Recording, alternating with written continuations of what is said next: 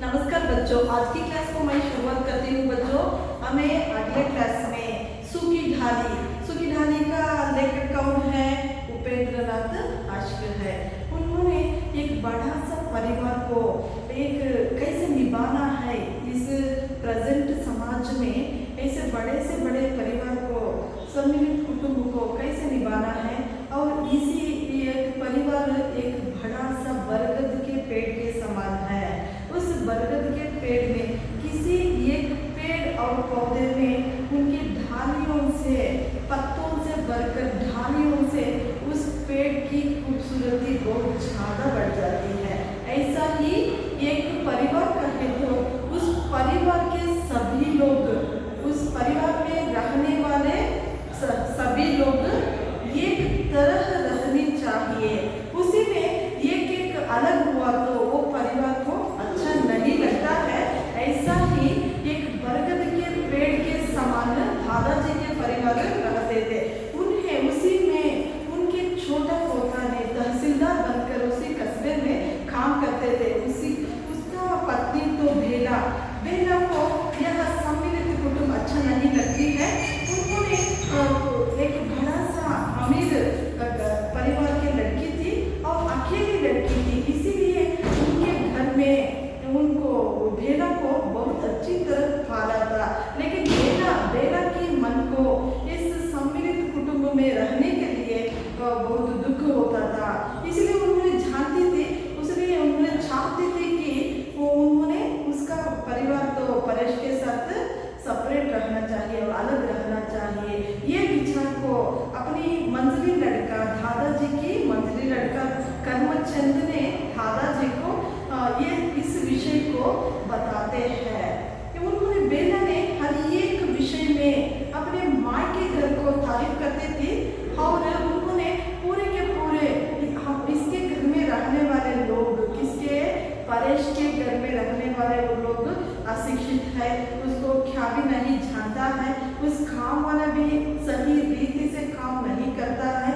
इसीलिए ये कुछ ना कुछ विषय को उन्होंने प्रतिदिन अपने माँ के घर को तारीफ करके ये घर को बेइज्जत से देखती थी। अंत में परेश ने दादाजी के पास आकर करमचंद ने कहता है, बेला की एक मनस्थिति को दादा के पास आकर कहता है। उसी समय दादाजी ने परेश को बुलाकर, परेश को अपनी ओर बुलाकर वो कहना चाहता है, वो पूछना चाहता है, कौन? दादाजी किसे? परेश को। परेश कौन है? परेश तो छोटी भाभी के एक बेटा है। कौन? परेश। और परेश की पत्नी कौन है? बेला है।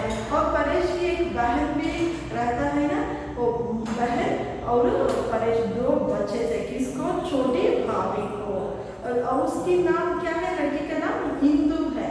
और इसी तरह कुछ ना कुछ विषय में उन्होंने घर में शोर मचाते थे। ये सभी इसको अच्छा नहीं लगता था। किसको? बेला को। आगे की कहानी बच्चों, आगे की कहानी इस प्रकार है।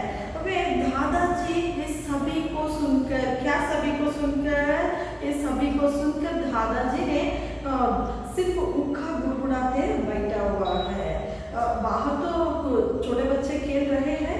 करमचंद ने आराम करने के लिए चाहता है, लेकिन दादाजी से खेलने के लिए अनुमति भी देते हैं और परेश को भी बुलाता है। वे समझती है, कहता दादा सिर्फ हुक्का गुड़गुड़ाते हैं। दादाजी को हुक्का पीने के लिए एक आदत था, इसलिए उन्होंने घर में समय में, कुछ समयों में, फ्री रहने समयों में उन्होंने हुक्का को पीते थे। उसी दोपहर का समय भोजन के बाद उन्होंने हुक्का पी रहा है। कौन? दादाजी। और परेश आता है और वह अपनी अलग गृहस्थी बसाना चाहती है। परेश कहता है दादाजी के साथ, मेरी बीवी बेला ने कुछ अलग गृहस्थी, दूसरे घर में रहने के लिए वो पसंद करती है दादाजी, जहाँ उसे कोई रोकने वाला ना हो। तो वो कहता है परेश, वहाँ उस घर में उसे रोकने के लिए वहाँ कोई तैयार नहीं है, जहाँ वह स्वेच्छा पूर्वक अपना जीवन बिता सके। वो परेश तो अपनी दादाजी से कह रहा है, उन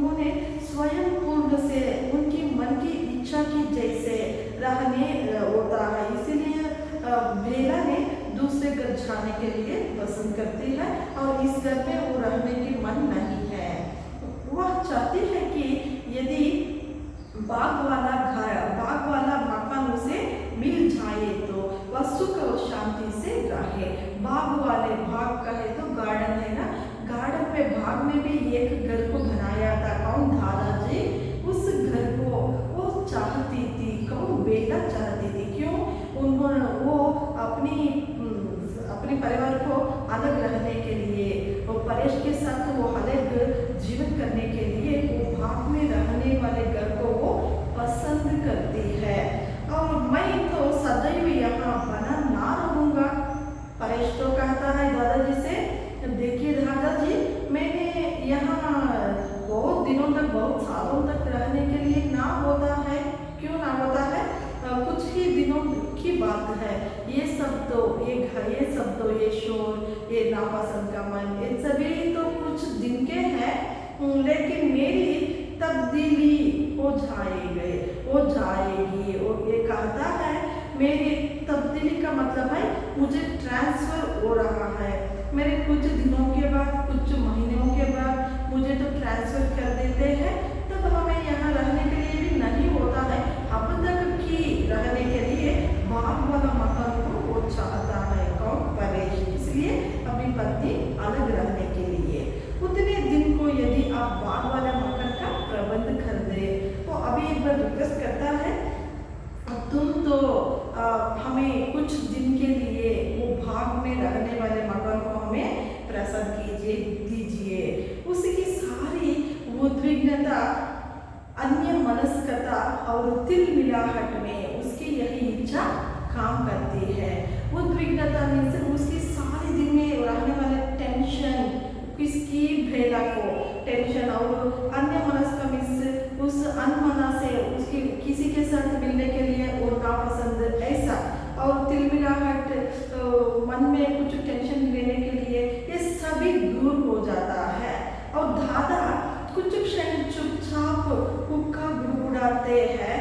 फिर दादाजी हुक्का पीकर कह रहा है और खांसते हैं, यो तो इस झंझट के छुटकारा पाने का सरल उपाय यही है कि तुम्हें बाग वाला मकान दे दिया जाए, वह पड़ा भी बेकार है। दादा कहते हैं वो तुम्हें तो एक तरफ से अच्छे कहते हो, लेकिन भाग वाला मकान तो बेकार मीन्स व्यर्थ में, वेस्ट से रहता है। ये उपाय तो जरा सोचना है। वो क्या कौन कहता है? यह सोचना है तो दादाजी परेश को कहता है, हाँ, ये विषय को हमें सोचना है। और अभी मैं उससे किसी तरह का काम लेने का भी इरादा नहीं रखता। तो वो कहता है वो इसी मकान के बारे में कुछ काम तो लेने के लिए तो मुझे भी पसंद नहीं है। और पर तुम जानते हो बेटा, ये बात तो तुम्हें जान लो बेटा। वो कहता है दादाजी, मेरे जीते जी यह असंभव है। मैंने जिंदा रहने समय कभी तक मैं जिंदा रहता हूँ, अब तक कि ये असंभव है, ये होता ही नहीं है। तो क्या असंभव है? तुमने बाहर दूसरे घर जाने के लिए, ये तो बहुत असंभव है, मुझे नापसंद है, ऐसे दादाजी परेश से कह रहा है। और फिर उनका गुड़गुड़ाते हैं। और दादा को आदत भी था, तो क्या आदत था? उनका पीने का। मैं जब अपने परिवार का ध्यान करता हूँ तो मेरे सामने वटका महान पेड़ घूम जाता है। वो कहता है मेरे परिवार के बारे में मैंने सोचा तो हमारे घर के सामने रहने वाले एक बरगद के वृक्ष को मुझे याद आ जाता है।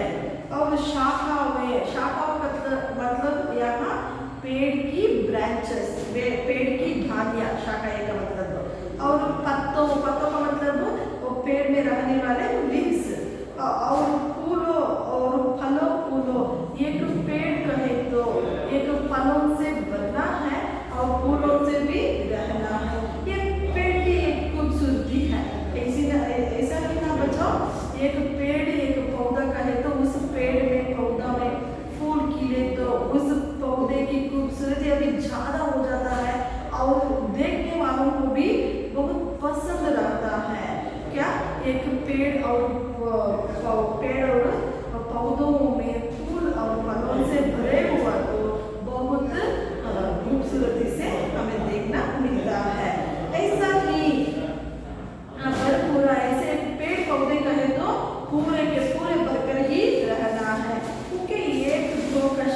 जाते हैं और फिर मेरी आंखों के सामने महान वृक्ष की डालियां टूटने लगती है।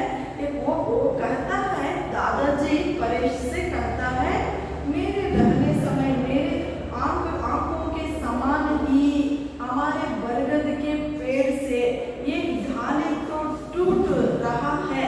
अभी टूटा नहीं है, टूट रहा है।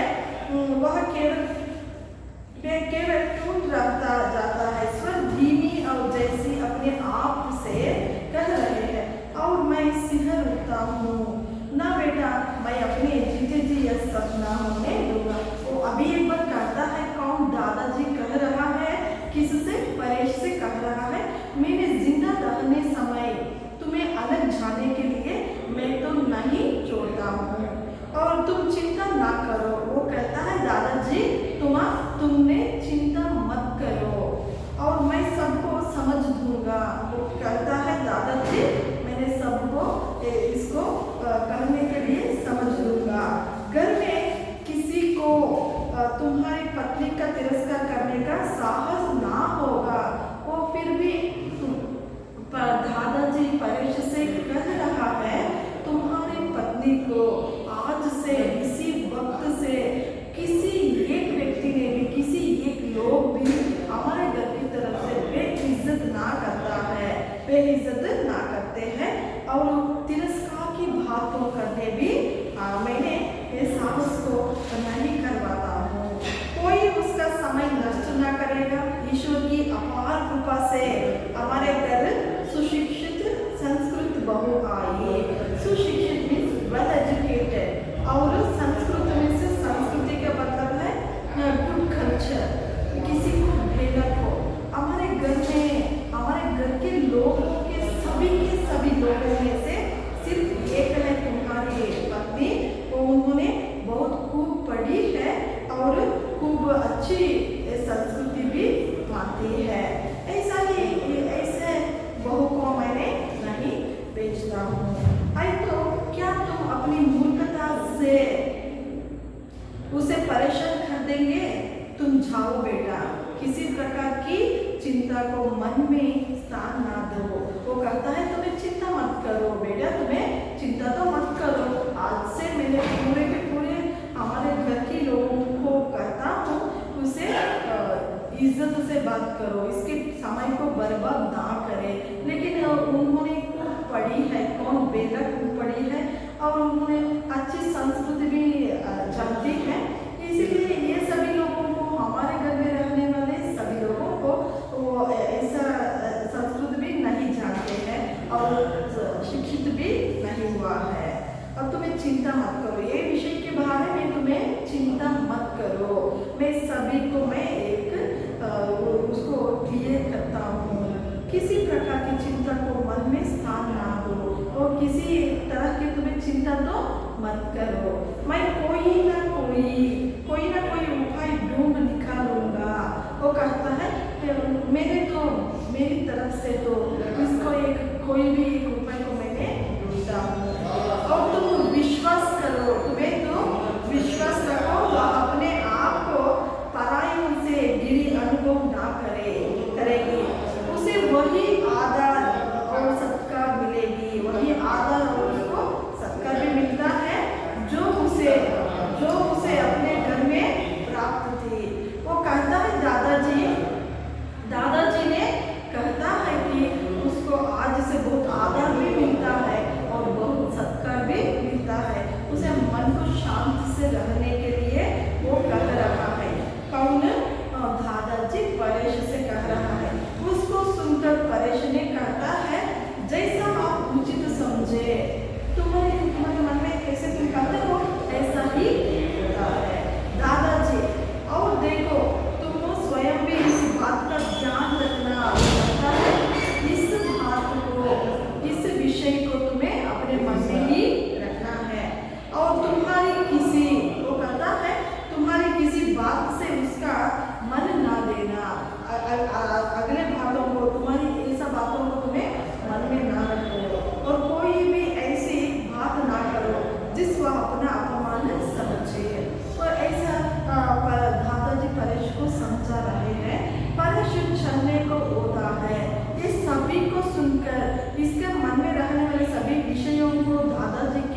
सामने व्यक्त करके उन्होंने वहां से चलने के लिए तैयार हो जाते हैं कौन परेश।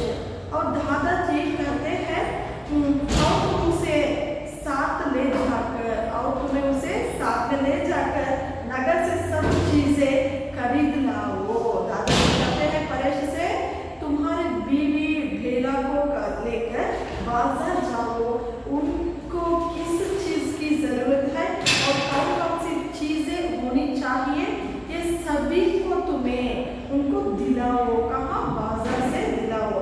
अब तुम्हें तुम्हारे साथ बेला को ले जाओ। और मुक्के के कश लंबे हैं और जो इस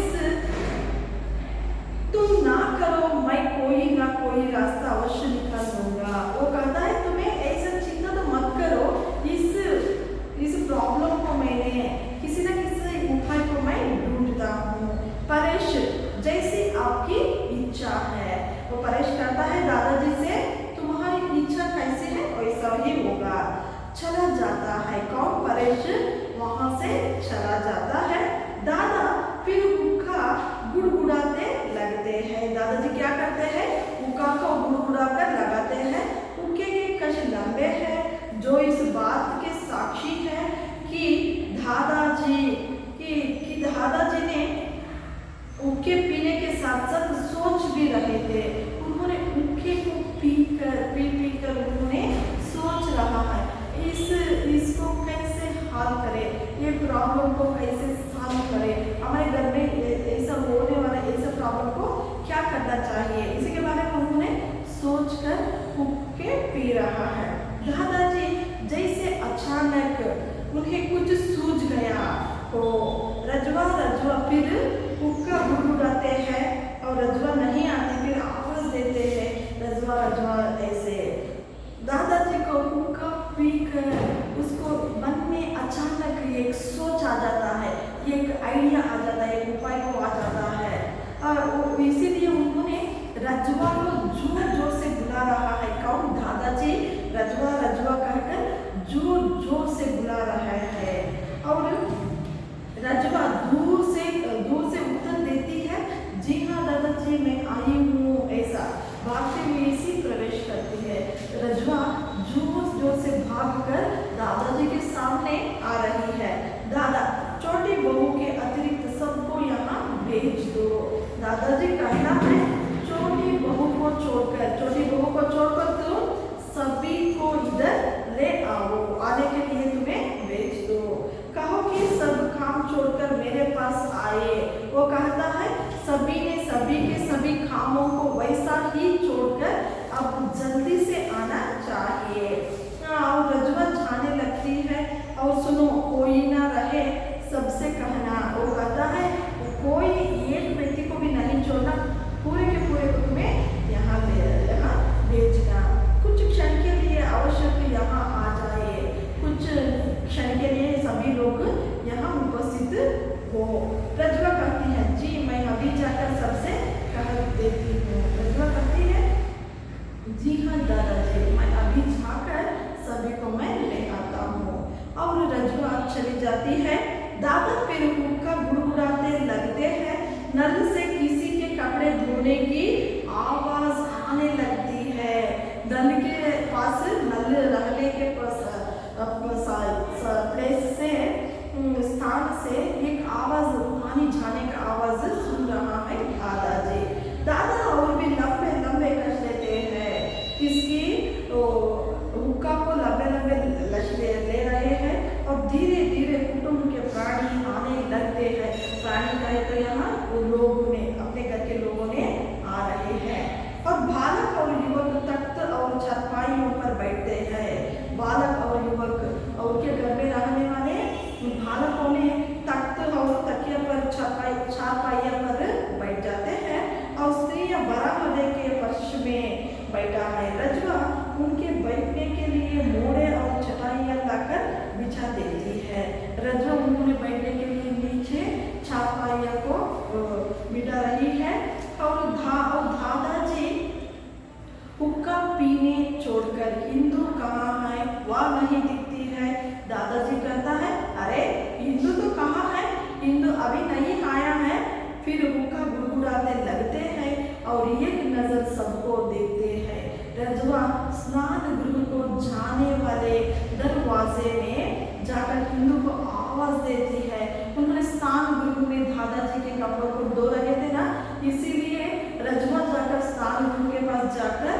बुला रही है। कपड़े धोने का स्वर जो इस बीच निरंतर आता रहता है और सहसा बंद हो जाता है। दादाजी सुन रहे हैं, गुस्लखाने से कपड़े धोने के आवाज आ रहे हैं और अब रजवा जाकर कहती है ना, उसी के बाद वो कपड़े धोने की आवाज बंद हो जाता है। इन दो बाहर से जी आई, अंदर आकर मैं नल करती कपड़े धो रही थी। इंदु कहती है अपने दादाजी से, जी मैंने नल पर कपड़े धो रही थी, मैं आई हूँ। दादा एक कश खींच कर बैठो बेटा, एक दो क्षण तक हुक्का गुड़गुड़ाते हैं। मैंने आज तुम सबको एक विशेष अभिप्राय से बुलाया है। मुझे यह सुनकर बड़ा दुख हुआ कि छोटी बहू का मन यहाँ नहीं है। दादाजी कहते हैं इंदु को, अरे बेटा तुम बैठकर, मेरे मन में तो एक विचार आया है, इसीलिए तुम्हारे सामने मैं प्रस्तुत करने के लिए तुम सभी को मैंने बुलाया भी है। और मैंने सुनने की तरफ से मैंने क्या सुना है उसकी तरफ से बेला की मन हमारे घर में नहीं है, वो अलग जाने की हमारी बहू अलग जाने के लिए तैयार हो गई है। ये विषय सुनकर मुझे बहुत दुख हो रहा है।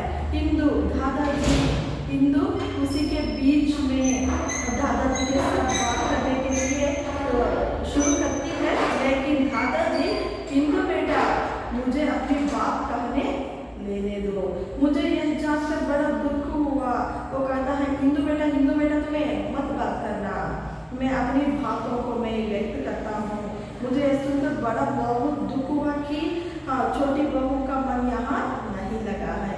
वो कहता है छोटी बहू यहाँ रहने के लिए नापसंद करती है, दोष उसका नहीं, दोष हमारा है। दादाजी कहता है अरे वो घर में आई हुआ ये नई बहू का दोष नहीं है, वो बेटी का दोष नहीं है, पूरे के पूरे दोष, पूरे के पूरे प्रॉब्लम हम है, हमारी तरफ से है। वह एक बड़े घर की बेटी है। दादाजी पूरे को कह रहा है, अरे सुनिए, वो तो बड़े घर की एक बेटी भी है और अत्यधिक पढ़ी लिखी भी है।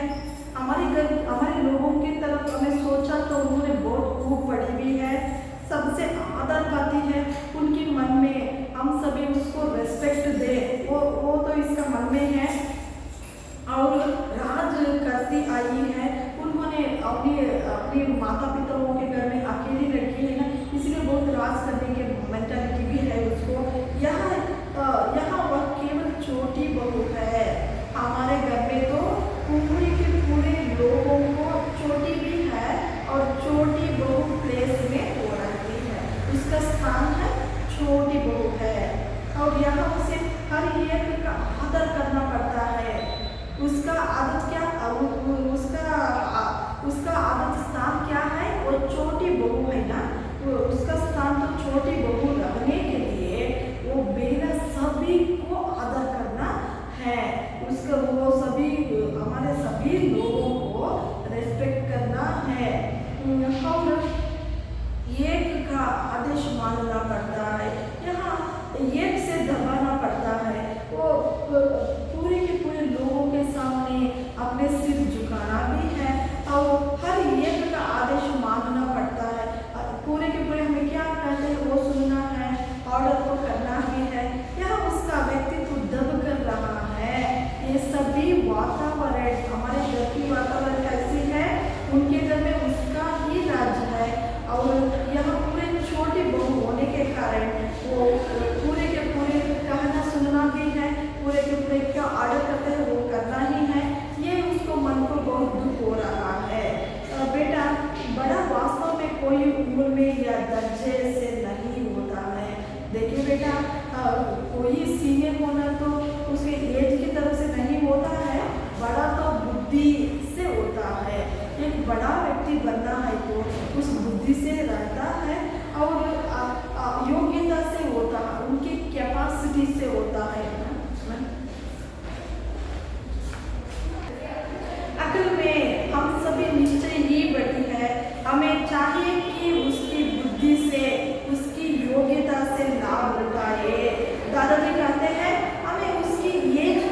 देखनी चाहिए, उसकी एजुकेशन के, उसकी मेंटालिटी के, उसकी कल्चर को और उसकी ज्ञान को हमें लेना है, उसकी फायदा तो उसकी लाभ तो हमें प्रॉफिट लेना है। मेरी इच्छा है कि उसे यहाँ वही आदर सत्कार मिले। मेरी तरफ से मैं सोचता हूँ उसको बहुत रेस्पेक्ट दिए, और जो उसे अपना घर में प्राप्त था, उनकी घर में, बेला के घर में उनके कैसे वो रेस्पेक्ट सभी देते थे, वैसा ही हमें भी उसको दिए। सब उसका कहना माने, सभी लोग वो क्या कहते हैं उसको तुम्हें मान कर करना ही है, आदर सत्कार, और उससे परामर्श ले और मैं प्रसन्न हूँगा, उसको भी अप्रिशिएट करना है, करना तो वो प्रसन्न रहती है। यदि उसका काम भी तुम लोग आपस में बांट दो, वो क्या क्या करती है घर में, उस सभी कामों को, किसको बेला के सभी कामों को तुम्हें बांट कर तुम्हें ही करना चाहिए। और पढ़ने लिखने का अधिकार अवसर दो, उसे अभी ज़्यादा से ज़्यादा पढ़ने के लिए उसको समय तो दियो, लेकिन इसी के तरफ से उसका काम सभी तुम्हें करना है, वो क्या कहती है उसको सभी मानना है, तुम्हारी तरफ से उसको क्या भी नहीं कहना चाहिए, पूरे के पूरे तुम्हें उसको आदर दीजिए। उसे अनुभव ही ना हो कि वह किसी दूसरे घर में, उसको मन में ही वो भूल जाना है, कौन बेला भूल जाना है, मैं दूसरे घर में हूँ, ऐसे विषय को वो भूलने की तरह तुम्हें उस सभी के सब तुम्हें ऐसा व्यवहार करना चाहिए, किसी दूसरे वातावरण में आ गई है, उनको मन में ऐसा मत सोचना ही मेरे घर छोड़कर ये घर को आ गया हूँ, मुझे वो घर अच्छा था, ये घर अच्छा नहीं, ऐसे बातों को वो भूलनी चाहिए। कौन बेला हमारे मायके के हर एक विषय में उनके मायके घर किस तरह उन्होंने बात करती है, वो बातों को, तारीफों को भूलना है तो तुम्हें ऐसा ही रहने के लिए प्रयत्न तो कीजिए। ऐसे दादाजी ने सभी को, घर के सभी को बुलाकर, तो दादाजी और सभी को ये कह रहा है। बच्चों, आज की क्लास में हमें दादाजी किस तरह वो घर के लोगों को बुलाकर वो सभी को कैसे अच्छी तरह एड्रेस करते हैं, इसी के बारे में आज हमें देखे थे। अगले क्लास में अगले की भाग को, इस एकांकी के अगले की भाग को मैं प्रस्तुति करती हूँ। बच्चों, आज की क्लास समाप्त करती हूँ।